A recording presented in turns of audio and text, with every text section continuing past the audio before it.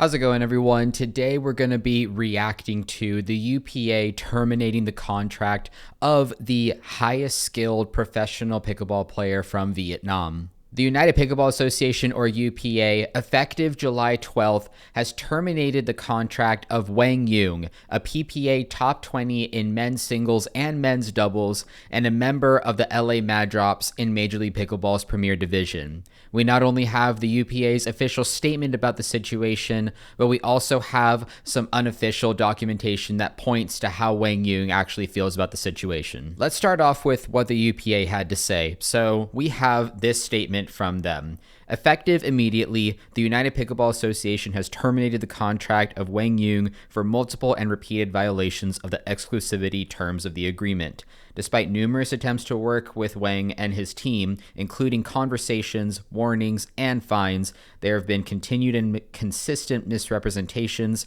of facts and contract breaches.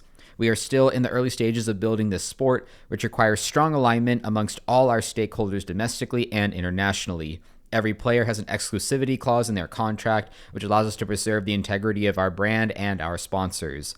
Jung's actions run counter to the united strategic vision of the UPA and undercut the leadership that the UPA and all our incredible athletes and partners have taken to elevate the sport globally. Now, my reaction personally, just to reading this for the first time, is that this looks really bad, and it looks really bad for both sides. My gut tells me that the UPA might have a case here. We saw in the past that Wang Yung was not necessarily super in line with some of the exclusivity portions of his contract when he played in a tournament in Vietnam that was unsanctioned by the PPA. He was fined $50,000 reportedly at that time. The way that this contract has been terminated isn't super surprising to me. I don't think that anybody is really going to doubt that at least played a factor in what is going on here. I will say at the same time, though, it looks extremely unprofessional of the UPA to release the statement like this. For Wang Yung, personally, I think this might serve as some kind of a lesson learned overall. Although, I think what gets lost in a lot of translation is not necessarily... I don't mean lost in translation as in from Vietnamese to English. I just mean lost in the entire situation as a whole. We forget how much influence Wang Yung's father has over every single interaction that he probably has in every contract he has and everything that he signs and participates in, because people forget that Wang Yung is 19 years old. He is still a teenager. He is in no way, shape, or form fully at a mature level to be understanding the full impact of everything that he's doing. That is his father's job to inform him on, and he most likely is the one who negotiates all of his contracts and probably runs his social media as well, which is going to come into play in a moment. I don't doubt that Wang violated the exclusivity clause. I don't doubt that he probably did it multiple times. I could definitely see why the action itself is warranted, because I also don't think that any of this wasn't calculated at the bare minimum by his father, because Vietnam itself is probably top 2 or 3 markets for pickleball in the world behind the US. So when he's fined that $50,000 for the initial infraction, I don't doubt that he was probably paid more to make an appearance and be in the competition he played in, way more to cover his UPA fees. It was probably part of the negotiation for him to participate in the first place, was that they would cover the fines. I also think that whatever violations may have happened since then that the UPA is aware of, I think were probably calculated in the same way. I don't think it's a mystery to anybody that Wang could be probably making more money playing in Vietnam than he could be in the US. I also know that the details of the most recent infraction were that Wang Yung had asked for time away from the Mad Drops and skipped an MLP event, which he alleges was to recover from a nose surgery, but he was spotted at a meet and greet for fans outside of MLP at the same time. So I don't think anybody is necessarily buying the whole recovery from no surgery in Vietnam thing. As a matter of fact, his official statement on the situation was, "I officially asked for time off from the Mad Drops over 2 months ago to recover from July 1st to 15th. Resting and recovering at Vin Pearl and just happening to meet some fans. Didn't break any rules. Bottom line, they tried to lock me into a contract extension, and when that didn't work, this is what came of it." The whole statement just kind of sounds unbelievable, except for the last part, where he says that they tried to log him into a contract extension and that this, he implies, must have played a hand in the actual contract termination. And when I say he, of course, when we're talking about online communications, I do think that his father or somebody else has been hired to manage his social media side for the most part. I think that that would be very smart considering not only his age, but also the amount of money that we are dealing with and is being involved here. But to get back to the UPA side, again, while I do think that technically based on contract terms, the UPA is validly warranted in doing something like this. You break the contract, these are the consequences. We've seen this not only with the UPA, but also with Selkirk most recently for Wang Yung. So there is starting to be established a track record of this for him, unfortunately, from the outside looking in. However, when we look at the UPA statement itself, I talked a lot about this on my main channel, Pickleball Tech Dude, when the UPA first was responding to some allegations from Jillian Braverman.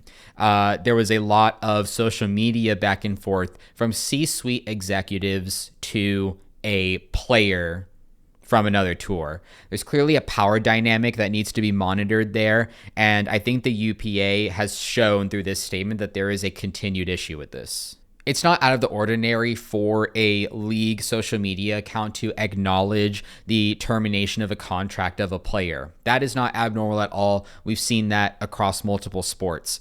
What is a little bit too much for me is the fact that there were a lot of details that were revealed, but vaguely. So they are sort of kind of thinly veiled accusations. There's talk of continued and consistent misrepresentation of facts. There's talk of allowing us to preserve the integrity of brand and our sponsors, which all points to Wang Yung's actions being, again, violating integrity, working against integrity of the brand and sponsors, and also essentially lying about these situations. And those are hefty accusations to be making, again, when you are passing that down from a governing body to a young teenage player. This is a situation where I personally have worked with the head of communications for UPA back during my time there, and I highly doubt that this is the type of statement or work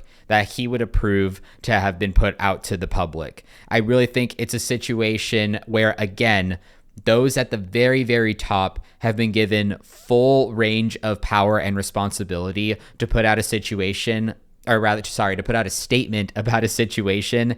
And in the end, it comes off as brazen, accusatory, and almost an abuse of the level of power and influence that they have in comparison to this young player whose reputation they are actively working to damage on top of terminating their contract. This is, again, a situation where I am fully on board with the action that was taken, but fully off-put by the way that this is being handled.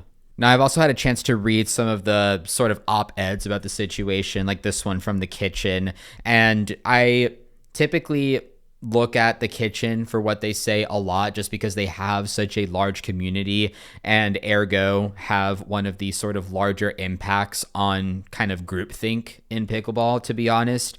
And what I kind of see in these sorts of opinions, which I feel like aligns with a lot of the people that fully blame Wang Yung and are completely on the UPA side for this situation, it really just kind of adds fuel to this fire that feels a little unnecessary to me.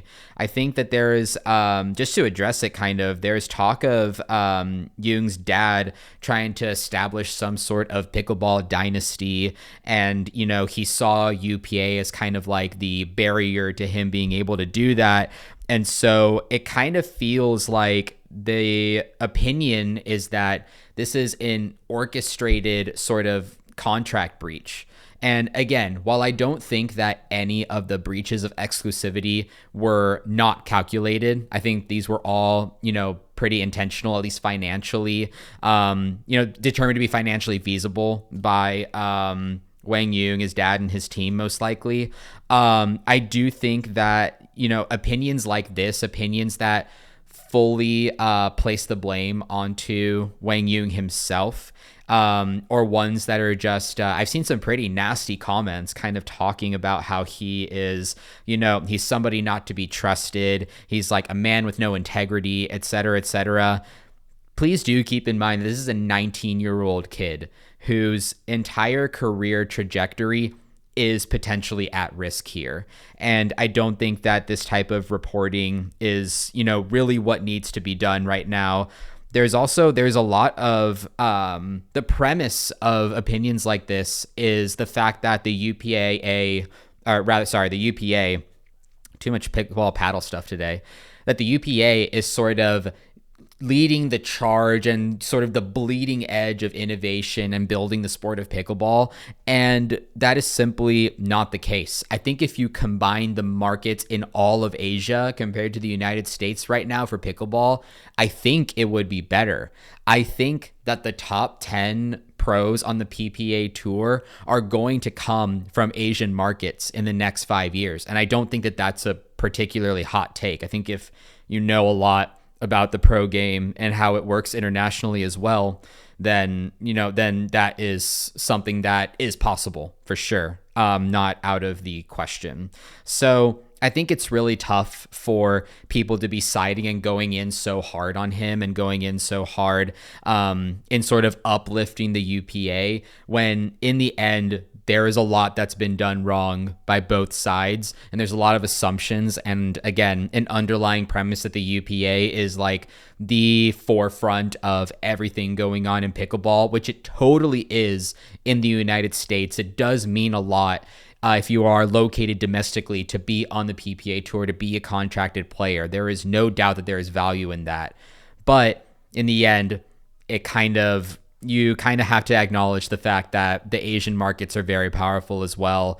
And so it's not necessarily a good look for the relationship between us domestically and overseas in Asia for us to be, you know, talking down so heavily and reporting so heavily on essentially the best product out of Asia that we have seen just so far. And so all of that is kind of a good segue into the final and probably most important question that needs to be considered here, mostly by Wang Jung and his team, which is, does this really matter? Does maintaining a relationship with the UPA and domestically really matter? We've seen not only this situation, but I also acknowledged the Selkirk situation earlier.